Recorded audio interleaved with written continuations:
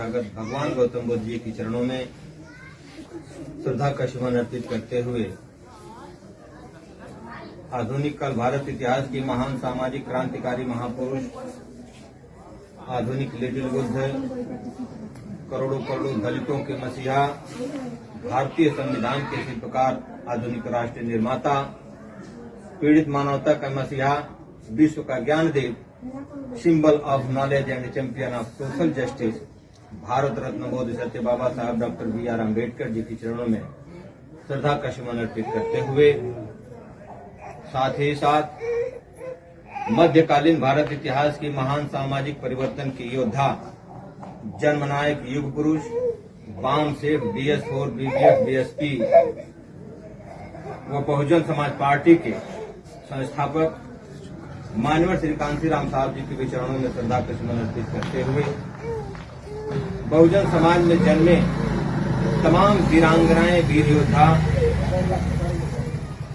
व संतों, गुरुओं, महापुरुषों जैसे पेरियार रामास्वामी नायकर, नारायणा गुरु, छत्रपति शिवाजी महाराज, सावित्रीबाई फुले, ज्योतिबा फुले, संत गाड़गे जी, ललित सिंह यादव जी, संत शिरोमणि भक्त गोरखदास जी, उधम सिंह, हेमंत गडकरी, उदा देवी पासी, झलकारी बाई कोरी, फुलन देवी फातिमा शेख, अशफाकुल्ला खान, वीर अब्दुल हमीद साहब जैसे तमाम महान पुरुषों को भी सत सत नमन करते हुए जिन्होंने हजारों हजार वर्षों से बहुजन समाज की लड़ाई को लड़कर अपने जीवन को जद्दोजहद करके अपने जीवन को समर्पित कर दिया इस समाज के लिए, अपने जीवन की कुर्बानियां, अपने बीवी बच्चों की कुर्बानियों को ढेर करके आज हम सब अर्श से उठाकर हर्ष तक पहुंचाने का काम किया।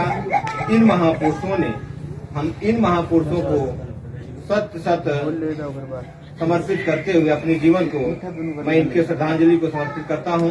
तभी सच्ची श्रद्धांजलि होगी मेरे साथियों, जब इनके हम विचारधारों को फॉलो करते हुए अपनी नीतियों, इनकी नीतियों को हम विचार विमर्श करते हुए इनकी नीतियों को फॉलो करेंगे, तभी जाकर के इनकी सच्ची श्रद्धांजलि होगी मेरे साथियों। और इस देश के महान सामाजिक परिवर्तन की महानायिका, जिन्होंने इन्हीं महापुरुषों के पदचिन्हों पर चलकर इस देश की महानायिका खासकर दलित, आदिवासी, पिछड़ा वर्ग, मुस्लिम समुदाय एवं धार्मिक अल्पसंख्यक तथा शोषित, पीड़ित, वंचित, दबे कुचले, असहाय, मजलूमों, गरीबों व मध्यम वर्गीय जैसे लोगों का मात्र एक हितैषी रखने वाली, विरोधी जातिवादी, सांप्रदायिक पूंजीवादी नीतियों का पर्दाफाश करने वाली बहुजन समाज पार्टी की राष्ट्रीय अध्यक्ष, यशस्वी पूर्व मुख्यमंत्री, लोकसभा विधानसभा पूर्व सांसद सुश्री बहन कुमारी मायावती जी की नीतियों में आस्था व्यक्त करते हुए, उनकी नीतियों निर्देशों का पालन करते हुए, साथ ही इस बहुजन समाज पार्टी के उत्तराधिकारी माननीय श्री आकाश आनंद बड़े भाई को भी मैं उनके नीतियों में आस्था व्यक्त करते हुए, उनकी नीति और निर्देशों का पालन करते हुए मेरे साथियों, जो आज माननीय बहन जी माननीय कांशीराम साहब जी के दिशा निर्देशों के अनुसार महान पुरुषों के नीतियों के पदचिन्हों पर चलकर माननीय बहन जी ने इस कारवा को संभाली है, जो हजारों हजार वर्षों से महापुरुषों ने चल करके इस कारवा को हम तक पहुंचाने का काम किया, जिनकी वजह से आज हम लोग जिनके गले में मटकी और कमर में झाड़ू बांधकर थूकने का आदेश नहीं, पानी पीने का आदेश नहीं था मेरे साथियों, बोलने का अधिकार नहीं था, धन जुटाने का अधिकार नहीं था, धन कमाने का अधिकार नहीं था, मकान बनाने का अधिकार नहीं था मेरे साथियों, पानी पीने का अधिकार नहीं था, पढ़ने का अधिकार नहीं था, हर तरीके से जानवरों से बदतर जिंदगी हम लोगों को जिया जाता था। ऐसे जिंदगी से उठा करके हम लोग को आज तक यहाँ तक पहुँचाने का काम किए जो महापुरुषों ने। इन महापुरुषों के नीतियों पर चल करके आज हम लोग खुले आजादी में, वातावरण में, खुले वातावरण में हम अपनी आवाज को बुलंद कर सकते हैं मेरे साथियों। और इसके साथ साथ हम लोग शिक्षा ग्रहण करके उस पद तक पहुंच गए जहां तक हमें थूकने का अधिकार नहीं था, वहां से उठा करके इन महापुरुषों ने आज हम लोगों को वहां तक पहुंचा दिया, जो सीएम से लेकर के, चपरासी से लेकर के सीएम, चीफ मुख्यमंत्री तक और प्रधानमंत्री तक बनाने तक का हम लोगों को रास्ता एक तय कर दिया। इसलिए मेरे साथियों, आप सभी बच्चों को लेकर के और सभी नौजवान साथी जो दूर दराज से आए हुए, हमारे वरिष्ठ कुछ पदाधिकारी जैसे हमारे मातम भैया, बड़े भैया जो आप सभी लोगों के बीच में अपने विचार को रखा, हमारे बड़े भाई रमेश भाई और गुड्डू भाई और तमाम हमारे गांव के वरिष्ठ साथी दोस्त सभी लोगों बड़े बुलंद के साथ इस कार्यवाही को आगे बढ़ाने के लिए अपने विचार को विमर्श को रखा है, इन महापुरुषों के विचार को आगे बढ़ाने के लिए। इसलिए मेरे साथियों, मैं बताना चाहूंगा कि ये लड़ाई दो तरीके की इस देश में चल रही है, जिसमें इसी भी खून से उठ करके कोई ऐसा निकल सकता है जो देश की कमान तक पहुंच सकता है। बस उसकी विचारधारा, उसके अंदर प्रतिभा कहां से जाग जाएगी, वो किस देश का होगा, किस कोने का होगा जो इस देश का मसीहा बन जाएगा। इसलिए बताना बहुत जरूरी होता है। सभी इन बच्चों को भी ध्यान से सुनने की जरूरत है। जो महापुरुषों ने, ये कौन है? बहन जी है। किस पार्टी के अध्यक्ष हैं? बहुजन समाज पार्टी के। बहुजन समाज, हाँ, बहुजन समाज पार्टी की माननीय बहन जी अध्यक्ष हैं। ठीक है, मुख्यमंत्री रह चुकी हैं और यही हमारा देश हो, हमारे मसीहा हमारे लिए लड़ाई लड़ रहे हैं। ठीक है, और ये बाबा साहेब हैं जिन्होंने हम लोगों को कपड़ा पहनने का, पढ़ने लिखने का अधिकार और स्वतंत्र से जीने का अधिकार दिया। ठीक है, चिड़िया चिड़ी को सबको जीने का एक अधिकार दिया इन्होंने। इनके गाइडलाइन संविधान है। इस संविधान में जो लिखा गया इसके आधार पर पूरा देश चलता है। बाबा साहब ने लिखा है। ठीक है, अब इसी तरीके से पढ़ करके आप लोगों को भी आगे बढ़ना है।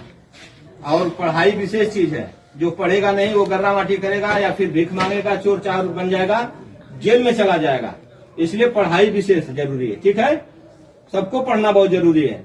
पढ़ करके बाबा साहब की नीतियों, बहन जी की नीतियों पर, मानव साहब महापुरुषों की नीतियों पर आगे बढ़ने की जरूरत है। ठीक है, डॉक्टर, इंजीनियर, एसपी, कलेक्टर, जो भी कुछ बनना है, पुलिस, दरोगा, पढ़ाई के बल पे बनेंगे। ठीक है, इसलिए पढ़ना जरूरी है सबको।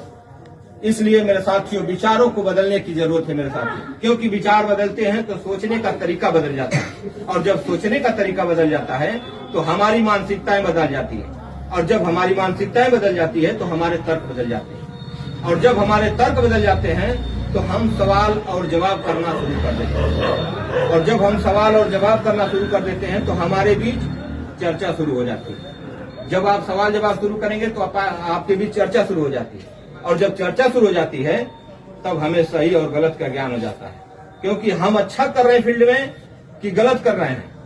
आदमी बतियाएंगे तो उसके जरिए हमें पता चल जाएगा कि हमारे अच्छाई का नाम हो रहा है या बुराई का नाम हो रहा है। तो जब हम अच्छा और गलत करेंगे तो हमारी चर्चा की विषय होने लगेगी, और जब चर्चा की विषय होने लगेगी तो हम अपने हक और अधिकार को पाने के लिए विद्रोह करने लगेंगे, और जब हम अपने हक और अधिकार को पाने के लिए विद्रोह करने लगेंगे तो हमारे अंदर त्याग, समर्पण, बलिदान करने की एक जज्बा निर्माण हो जाती है। और जब जिस समाज को, जिस व्यक्ति को त्याग, समर्पण, बलिदान करने का जज्बा निर्माण हो जाता है तो उस समाज के, उस व्यक्ति को कोई हराने वाला पैदा नहीं होता। उस समाज के व्यक्ति को कोई हराने वाला पैदा नहीं होता, क्योंकि वो त्याग, समर्पण, बलिदान सब कुछ करने को तैयार हो जाता है। इसलिए विचारों को बदलने की जरूरत है, और इस विचार की लड़ाई है। इस देश के अंदर दो ही लड़ाई चल रही है, एक मनुवाद की और एक अम्बेडकरवाद की। जो अम्बेडकरवाद की लड़ाई है वो हम लोग लड़ते हैं, जो माननीय बहन जी बहुजन समाज पार्टी लड़ती है। ठीक है, और एक मनुवाद की लड़ाई जो बीजेपी लड़ती है, वो बीजेपी मनुवाद की लड़ाई लड़ती है। तो इसलिए इस देश में दो ही लड़ाई है, और दोनों लड़ाई में कौन जीतेगा इसकी हम लोगों को परिकल्पना करके अपनी नीतियों, महापुरुषों की नीतियों पर चलने की जरूरत है। इस नीति पर चल करके बहुजन समाज पार्टी को माननीय बहन जी ने जोर शोर से चला रही है। आप सभी लोग एक नीति में आकर के माननीय बहन जी को इस बार 27 में बहुजन समाज पार्टी की सरकार बनाना, माननीय बहन जी को मुख्यमंत्री बनाना।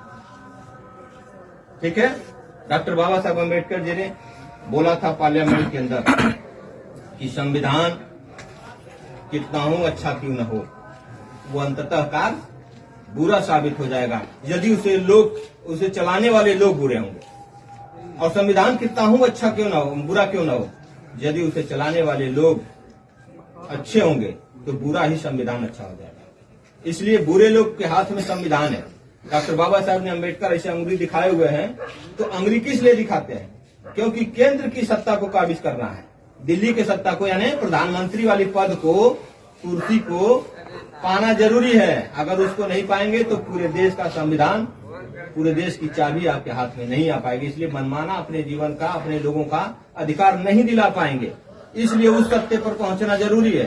पार्लियामेंट के लिए बाबा साहब ने वहां दिल्ली की कुर्सी को काबिज करने के लिए उंगली दिखाया है। इसलिए मेरे साथियों, उस मिशन को देखते हुए अपने मिशन की लड़ाई को लड़ना है, चाहे जैसे भी कुछ भी करते रहिए, लेकिन अपने मिशन पे काबिज रहिए। इन्हीं सब बातों के साथ मैं अपनी वाणी को विराम देता हूं। बाकी कार्रवाई को आगे बढ़ाना है, समय बहुत कुछ है, बहुत सारी बातें होती, लेकिन अपनी बात को समाप्त करता हूं। जय भीम, जय भारत।